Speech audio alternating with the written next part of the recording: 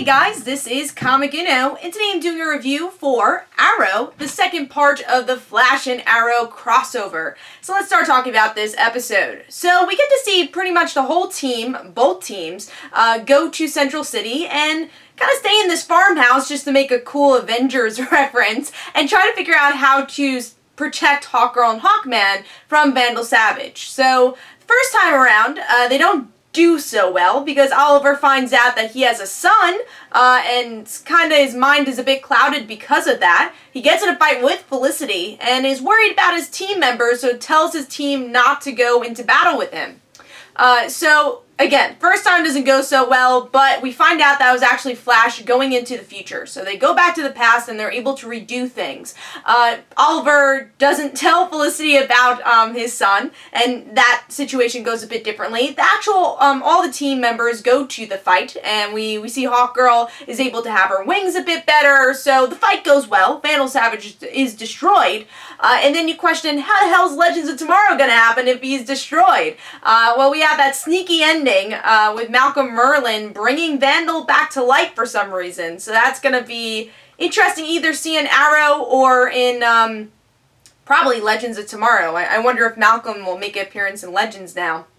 And that is pretty much the episode. And Oliver decides still not to tell Felicity that he has a son. So what do I think about this episode? I thought this episode was pretty fun. I did like part one a bit more. I thought there was a bit more character interaction, a bit more fun towards that episode. And this was very much like, hey, we gotta conclude things, we gotta get into Legends of Tomorrow. So I felt this was a bit more of a Legends of Tomorrow episode than part one was. I felt like part one was more of that crossover between Flash and Arrow and, you know, making it a bit more about Flash and Arrow. But we obviously do have the Arrow portion, which is the Malcolm Merlyn and Oliver revelations. I like the Malcolm Merlyn ending because I was obviously surprised by it, and also I was curious of why Malcolm was showing up so much in part one. I'm like, oh, you know, Malcolm doesn't really have to tell everybody this information. This really could be Vandal telling this information. But now, you know, Malcolm being Malcolm, he has that ending, so I enjoyed that. But let's start talking about that Oliver son story, because that was a big part of the episode. And I'm still not sure how to feel about it, because A, it's not Connor Hawke, and, you know, he is an 8-year-old kid, so how much can you do with it, with the character in the show? I know that Connor's supposed to be in Legends of Tomorrow, so I don't know how that's going to work out either. So, I don't know. I'm curious about it, but now it's Oliver, creating drama with Felicity, and I don't really want to see all Felicity drama. I like that relationship more when it's steady and when there's not drama between them. So, I hope that it won't add drama, but I have a feeling it will, and that's kind of what the plot is there for.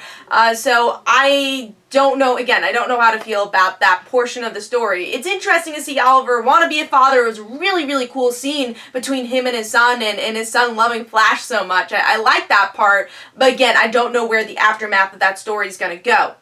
Also, I felt like last episode actually gave a lot more of the supporting characters some time to shine, especially the Arrow supporting characters here, especially Laurel. I mean, Laurel wasn't even part one, and they don't really explain, you know, about her mother's visit, about Sarah, which would have been nice to add here, because Sarah will be part of Legends of Tomorrow. Maybe they're saving all that for Legends of Tomorrow, but I felt like Laurel didn't really have much to do in this episode. Thea and Diggle really didn't have much to do, but I will say Cisco and obviously Felicity had a lot. So out of the supporting characters, they had a bit more, of course, because Cisco's been connected to Hawkgirl story for a couple episodes now. But again, I think episode 1 handled the balance of the characters a bit more than episode 2, because obviously there's a lot to deal with in this episode that they had to do for Legends of Tomorrow, like obviously the Vandal Savage story. And I definitely like the amazement that happens in this episode, and our characters being so surprised by it. You know, keep reminding us that, especially for the Arrow team members, it's like, alright, these are reincarnated princess and, you know, reincarnated Egyptian people that came from, 4,000 years ago. So it keeps reminding you that it's like, yes, we're in this world, we're in the DC universe. So I like those jokes, and I liked, again, when the team came together. I liked the final fight. That was really well done. It was cool for Oliver and Flash to work together once again in part 2, and just to see that bromance is awesome. So overall, I do think part 2 is a bit weaker, but it was still obviously a solid episode, and it was really, really great, again, just to see these characters together, working together, and really setting up Legends of Tomorrow, and Vandal being an awesome villain, and Malcolm Merlyn being like an awesome, even, I don't want to say even better villain because we haven't seen much of Vandal, and I think Vandal's going to be awesome in Legends, but Malcolm, come on.